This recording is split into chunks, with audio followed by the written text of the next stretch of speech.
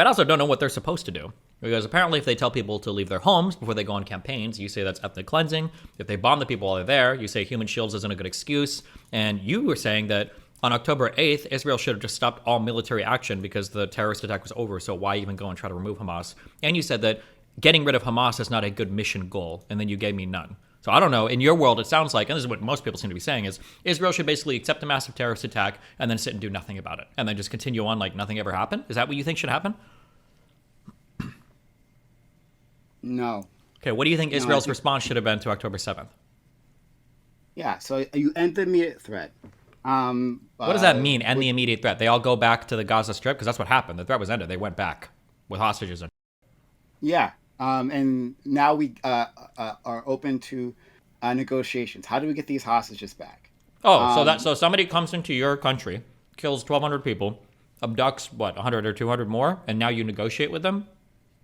We do that all the time. We literally negotiate with hostage takers all the time. The United States does it. When we got 9/11, we destroyed half the Middle East. What do you mean we do that all the time? What?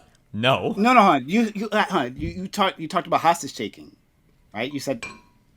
So I'm responding to a hostage taking comment. That we negotiate with the people who take hostages.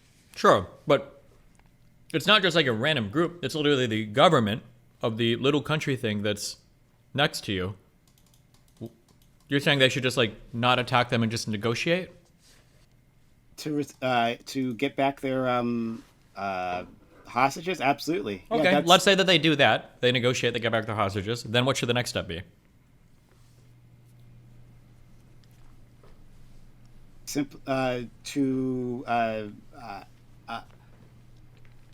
Okay, so I guess let me try to reframe the conversation.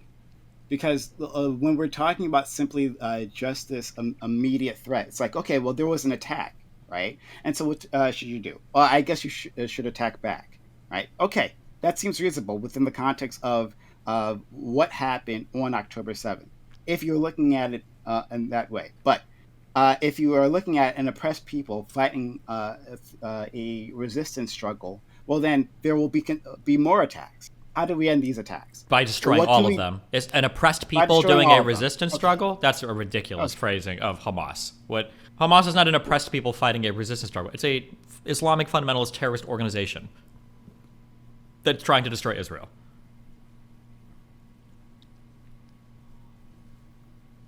You don't think that the support that Hamas has anything to do with the treatment of Palestinians in general? You don't think that's like this is an expression of people who feel they are oppressed? It could be, sure. It could be a little bit, but so okay. You don't think the way Israel treats the Gaza Strip isn't because of hostilities and threats from the Gaza Strip towards Israel?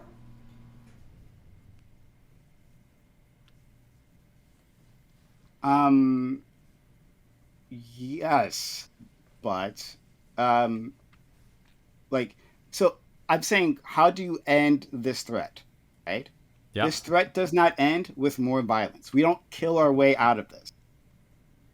So do you think that... Well, hold on. To be clear, you're saying that we do kill our way out of this, that killing is actually the best way to end the threat. Because if you invade the country next to you, you kill 1,200 people, about 1,000 civilians, and then you abduct 200 hostages, you win peace. That's what you're saying. So you're actually okay with Hamas doing it. You're not okay with Israel doing it. Why? No, I'm not okay with Hamas. When did I say I was okay? Because you wanted to reward them with every single mission objective they have. You said they should be able to go in, kill 1,200 people, take 200 hostages, and then they get everything they want. That's what you were just saying. You said that. What part of that am I wrong about? Hon. When I said negotiations, that means Hamas equally win? Is that what you heard when I said, like, you should engage in negotiations with the other side? What do you think negotiations would look like? Oh, I don't know, man. Like, I don't know. Like, when do we have these negotiations? I have no idea. I would love to see what that actually looks like. Here's what it would look like. It would look like Hamas laughing at you, saying you need to release every single Palestinian, every single Hamas prisoner, every single person you've ever captured, and maybe we'll give you back some of your hostages. That's what it would look like. Do you think that Israel should accept that deal? I'm sorry, you've just put forward a hypothetical deal here and say, like, well, this is binary. So should Israel accept this deal that I just made up? Well, probably not. I don't know. Maybe not. Well, that was Maybe. part of what Hamas was asking for the release of some hostages. But what do you think a negotiate? What would they even negotiate with? What should Israel reward Hamas with in a negotiation after having 1,200 citizens killed and 200 people taken hostage? What should the reward be for Hamas? You tell me. What would be a good deal? What is the reward for it? I'm gonna reverse this on you. What is the reward for Israel for killing 22,000 people and counting? That like what? Where does this end? Hear from you, and we achieved It's supposed to end peace. with the destruction of Hamas. Now I'm asking you, what should Okay. Israel have offered in negotiation in exchange for 1,200 dead civilians and 200 hostages? What should they have rewarded Hamas with? I,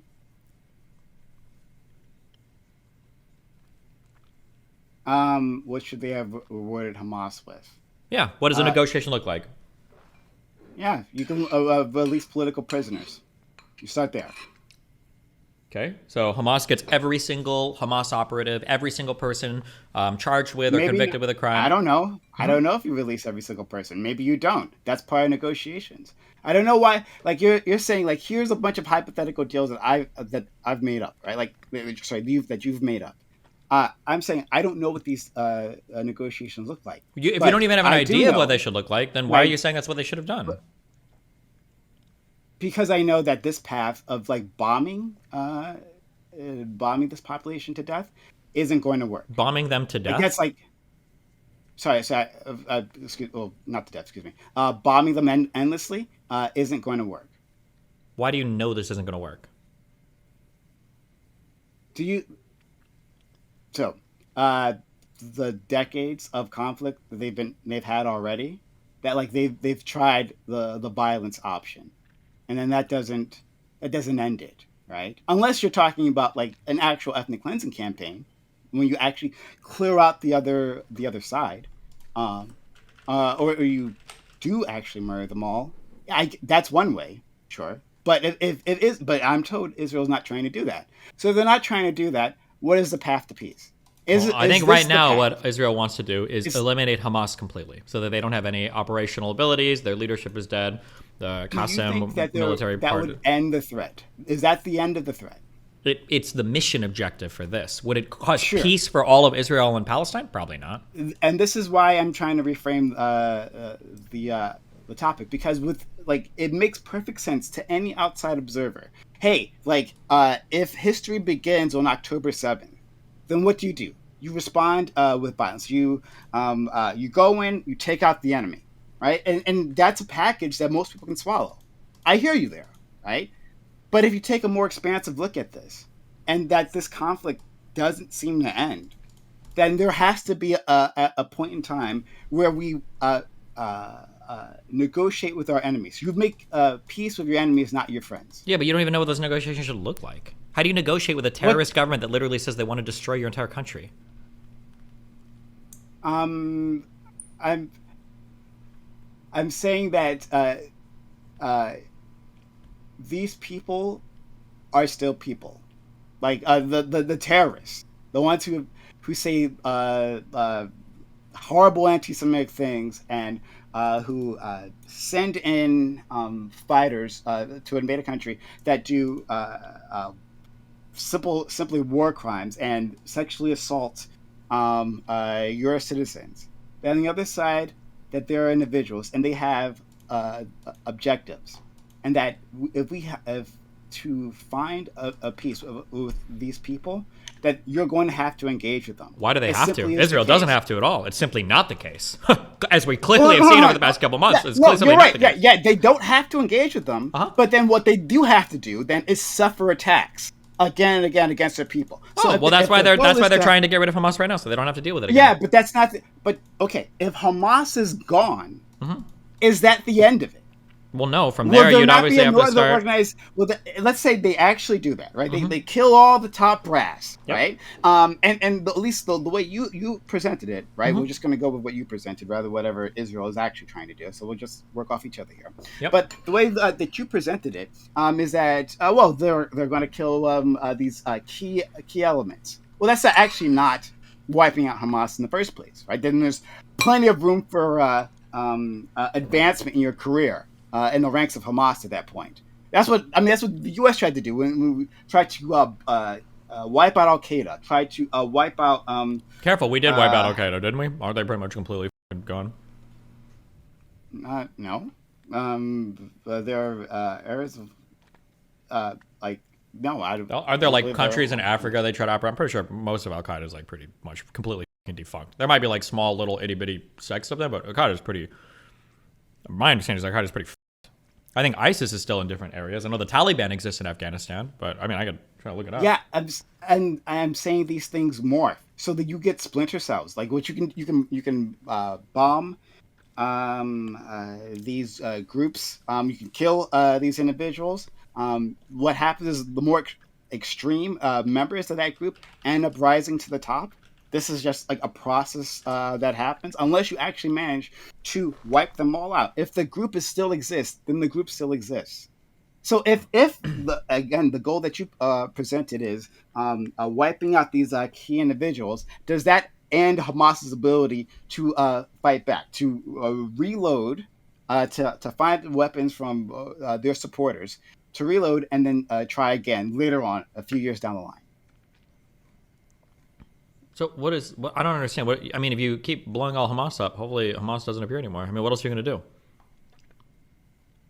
Sorry, say that again. I mean, you blow them up until they stop coming back, I guess, right? And so until they stop coming back, but they won't stop coming. People. Oh, then you blow them all up. That's pretty easy. But this is after they attack the United States. Oh, excuse me. Sorry, Israel again. Sorry, they attack Israel again. So you'll suffer another attack to your people. Okay? So let me try to reframe it again. Do you think that the current before October 7th, that current equilibrium is acceptable? No, it's unsustainable. It's unsustainable. Why is it unsustainable? Because both sides believe the same thing, but one side is delusional. Both sides think that if they keep fighting, it's going to help their cause. The Israelis are right, the Palestinians are not.